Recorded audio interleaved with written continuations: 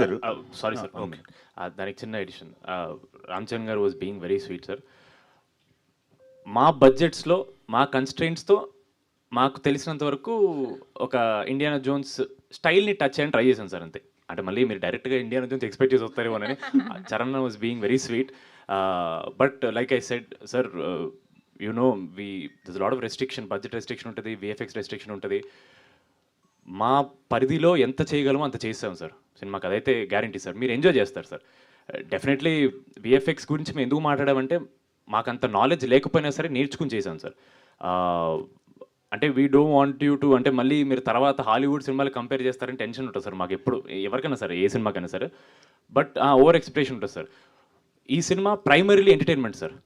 దానికి విఎఫ్ఎక్స్ అంటే Weaver surprised. మేము అంత ఎక్స్పెక్ట్ చేయాల, అరే మా బడ్జెట్లో ఇంత బాగా వచ్చిందంటే మేము సర్ప్రైజ్ అయ్యాం sir. So we hope you enjoy the film for the entertainment sir. మళ్ళీ మీరు ఇండియనా జోన్స్ లాగా లేదు అలా అన్నారని ఎందుకు సార్ మాకు. సంగీత్, మీకే ఇంకో క్వశ్చన్. సో ఈ ప్రమోషన్లో నిహారిక గారు మీకు షాక్ల మీద షాక్లు, సర్ప్రైజ్లు ఇస్తున్నారు. సో రామ్ చరణ్ గారు వచ్చారు, పవన్ కళ్యాణ్ గారు మొన్న ఈవెంట్కి వచ్చారు. సో రామ్ చరణ్ గారు సడన్గా రావడం మీ అందరికి ఎలా అంటే ఫీలింగ్ వచ్చింది? ఈవిడ యాక్చువల్లీ ప్రీ రిలీజ్ అయిపోయింది సార్. ప్రీ రిలీజ్ అయిపోయి జస్ట్ మేము బయలుదేరుతూ ఇంకా ప్రమోషన్ గ్రూప్లో డిస్కషన్ జరుగుతుంది ఏంటి అన్నట్టు. సడన్గా ఆవిడ అప్పుడు కాల్ చేశారనమాట. ఇలా చరణ్ అన్న చిన్న వీడియో ఇస్తా అన్నారు, రేపు వెళ్తున్నాం అంటే, ఊరుకొని నేను ఇద్దరు మొత్తంలో ఉన్నాను, మీరు నాకు ఇవన్నీ చెప్పకండి ఊరికే అని. నేను ఇంకా ఆవిడ ప్రాంక్ చేస్తున్నారు అనుకున్నా. బికాజ్ ఫస్ట్లీ ఆయనకి ఇంజురీ అయింది సార్. ఇంజురీ అయిన తర్వాత మేము ఎలా ఎక్స్పెక్ట్ చేస్తాం. సెకండ్ ఇంజురీ తర్వాత ఆయన షూట్కి వెళ్తున్నారు. సో వాటన్నిటి మధ్యలో how can you know he give us time, అసలు ఎక్కడుంది ఆయన దగ్గర టైం అని. సో ఫస్ట్ నేను నమ్మలేదు. దాని తర్వాత ఉండు బాబు నేను చెప్తాను చెప్పి ఇమీడియట్ చెప్తే దెన్ ఆ నైట్ నిద్రపట్టలేదు సార్. మళ్ళీ నిన్న నైట్ నిద్రపట్టలేదు సార్. అంటే ఈరోజు ప్రీమియర్స్, ఆ రోజు చరణ్ కలుస్తున్నాం అని. నిహారిక గారు, సో మీ ప్రొడక్షన్ పరంగా మీ ఫ్యామిలీ ఇన్వాల్వ్మెంట్ ఎంత? మీ నాగబాబు గారు కానీ, మీ వరుణ్ తేజ్ గారు కానీ, వాళ్ళ ఇన్వాల్వ్మెంట్ ఎంత? మీ సక్సెస్ని నాగబాబు గారు ఏం చెప్తుంటారు? ఎందుకంటే వాళ్ళు స్ట్రగుల్ అయ్యారు, మీరు సక్సెస్ అవుతున్నారు. సపోర్ట్ వైజ్ ఇన్వాల్వ్మెంట్ చాలా ఉంటుందండి. కానీ ఏం చేయాలి, ఎలా చేయాలి అనేది అసలు నా డిసిజన్ మేకింగ్ని బాగా నమ్ముతారు. ఎందుకంటే చూస్తున్నారు ఫస్ట్ సినిమా అంటే మాట్లాడేటప్పుడు కూడా నీకు తెలుసు నువ్వు ఏం చేస్తున్నావు అన్నట్టే మాట్లాడారు ఇంట్లో. సో అది వాళ్ళు నన్ను ఇంత నమ్ముతున్నారంటే నాకు ఆ కాన్ఫిడెన్స్ ఇంకా రెస్పాన్సిబిలిటీ ఇంకా ఎక్కువ ఉంటుంది. సో ఆ స్పేస్ నుంచి నేను ఆపరేట్ చేస్తాను యాజ్ అ ప్రొడ్యూసర్. నాన్న చాలా happy, is obviously very happy మా సక్సెస్ చూసి. పవన్ కళ్యాణ్ గారికి చూపించారు టీజరు, ఆయన ఏం చెప్పారు? మీ మీ దీని రియాక్షన్ ఏంటి? అదే చాలా బయట కూడా చెప్పాను ఇంటర్వ్యూస్లో. హీ సెడ్ ఒక టీజర్ కానీ ఒక ట్రైలర్ చూసి అరే ఈ సినిమా బాగుంది వెళ్ళాలి అనిపించేవి చాలా తక్కువ అయిపోయి ఈ మధ్యన. మీ టీజర్ చూసే అది చాలా కాన్సెప్టే కొంచెం కొత్తగా ఉంది కొంచెం మన సినిమాల్లో. అంటే హారర్ కాదు, అలా అని ఫుల్ థ్రిల్లర్ కూడా కాదు, కామెడీ ఇంకా హారర్ ఇంకా ఫ్యాంటసీ చాలా మంచిగా బ్లెండ్ చేసినట్టు కనపడింది. లుక్స్ వెరీ ఇన్వైటింగ్, థియేటర్స్కి చాలా ఇన్వైట్ చేస్తున్నట్టు అనిపిస్తుంది. And it looks like a family film, family entertainer లాగా ఉండింది అన్నారు. అప్పుడు చెప్పా బాబాయ్ అది ఫ్యామిలీ ఎంటర్టైనరే బాబాయ్ అని. నిహారిక గారు, కమిటీ రోల్తో పోల్చుకుంటే ఇది డెఫినెట్గా కొంచెం పెద్ద బడ్జెట్ సినిమా అనేది ఆకాశ అనేది. అంటే రెగ్యులర్గా ఒక ప్రొడ్యూస్ చేసే సినిమాలప్పుడు బడ్జెట్ కంట్రోలింగ్ ఇలాంటివన్నీ ఉంటాయి కదా, మీకున్న ఎక్స్పీరియన్స్ ఎలాంటిది? అంటే ఈ సినిమా ఖర్చు విషయంలో కానీ బడ్జెట్ కంట్రోల్ విషయంలో కానీ, అంటే మీకు ఎక్స్పీరియన్స్ మన్య రమేష్ గారు లాంటి ఎక్స్పీరియన్స్ పర్సన్ ఉండటం వల్ల మీకు ఈజీ అయిపోవచ్చు. సో మీ ఎక్స్పీరియన్స్ ఎలాంటిది? అంటే బడ్జెట్ అనుకున్న బడ్జెట్లోనే పూర్తి చేశారా, లేకపోతే అనుకున్న దానికంటే ఎక్కువ అయిపోయిందా బడ్జెట్? లేదండి, ఇట్స్ అనుకున్న బడ్జెట్లోనే ఫినిష్ చేసాం మోస్ట్ ఆఫ్ ఇట్. మాకు టైమే కొంచెం ఎక్కువ మిస్ మ్యాచ్ అయింది. ఎందుకంటే 16 రోజులు మేము షూట్ చేసిన 1 డేకి స్ట్రైక్ పడ్డం అనేది 16 రోజులు. నేను అప్పుడు కూడా ఎందుకు చాలా మొత్తుకున్నానంటే ఒక చిన్న సినిమా చేస్తున్నప్పుడు నేను ఎంత మెటిక్యులస్గా ఒక్కొక్కటి ప్లాన్ చేసుకుంటూ చేస్తున్నానో మాకు తెలుసు. అది 1 డే షూట్, అది కూడా సెట్ షూట్ అయిన వెంటనే ఇది అయింది. ఆ 16 days ప్రాబ్లం అయింది. దాని ఒక్కదాని వల్లే కాదు, 16 daysలో యాక్టర్స్ డేట్స్ ఉంటాయి. మీరు చూస్తున్నారు మాకు తనిఖీల్ బర్ని గారు, బ్రహ్మాజీ గారు, these are all actors who are doing multiple films. మేము డేట్స్ కూడా అడ్జస్ట్ చేసుకోవాలి, అదంతా ఉండింది కదా. తిను కూడా she was doing a film.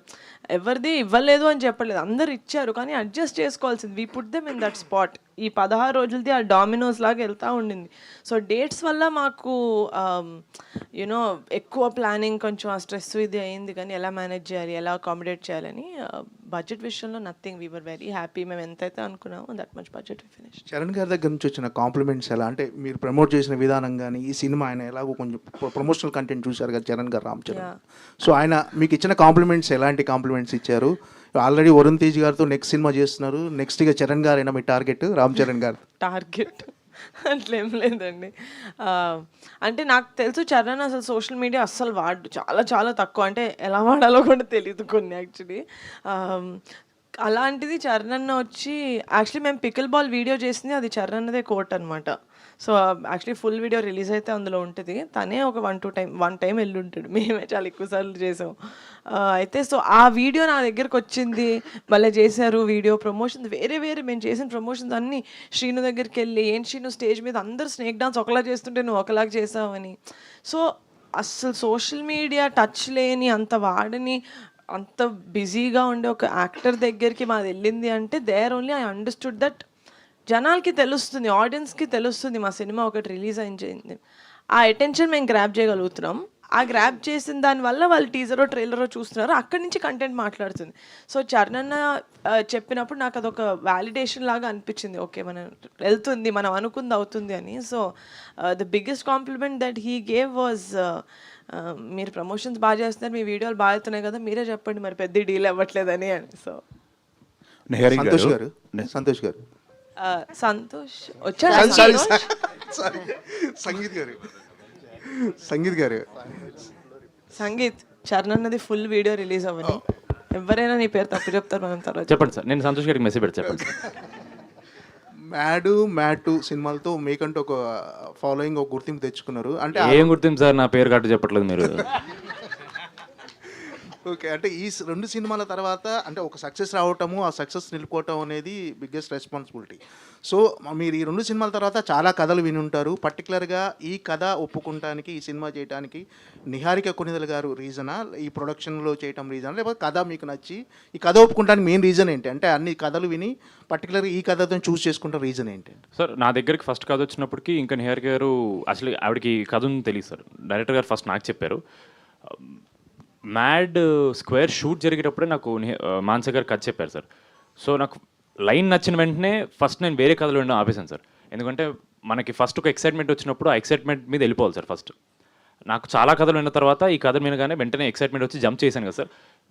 Immediately మళ్ళీ వేరే కథలు వింటే నా జడ్జ్మెంట్ అటు ఇటు అవుద్దేమో అని చెప్పి I stuck to what I felt. First feeling ఏదో వస్తే అదే కరెక్ట్ సార్ ఇప్పుడన్నా. Immediately I jumped on that. And ఆవిడ ఫుల్ లెంత్ నరేషన్ ప్రిపేర్ చేసుకున్నారు, రెడీ చేసుకున్నారు.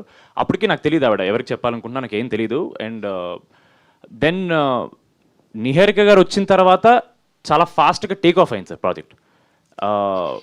బికాజ్ నిహారిక గారు has just done her first feature film. And అప్పుడే ఇంకా 2-3 project at time take off చేయట్లేదు ఆవిడ. సో 1 by 1 కాబట్టి ఐ న్యూ ఆవిడ దగ్గర చేస్తే ఆవిడ 100% ఎఫర్ట్, ఇంపార్టెన్స్ ఈ సినిమాకి పెట్టేస్తారు ఫస్ట్. ఎందుకంటే she wants to do 1 by 1. So నాకు ఆ కాన్ఫిడెన్స్ వల్ల, అంటే దే వాజ్ నో ఇలా మానస గారు ఇలా నిహారిక గారితో చేద్దామా అని ఆ క్వశ్చన్ ఏం లేదు సార్. నిహారిక గారు చెప్పాను, ఆవిడ నచ్చిందంటే ఓకే ఎప్పుడు స్టార్ట్, అంతే డైరెక్ట్ ఆ కాన్వర్సేషన్ అక్కడికి వెళ్ళిపోయింది.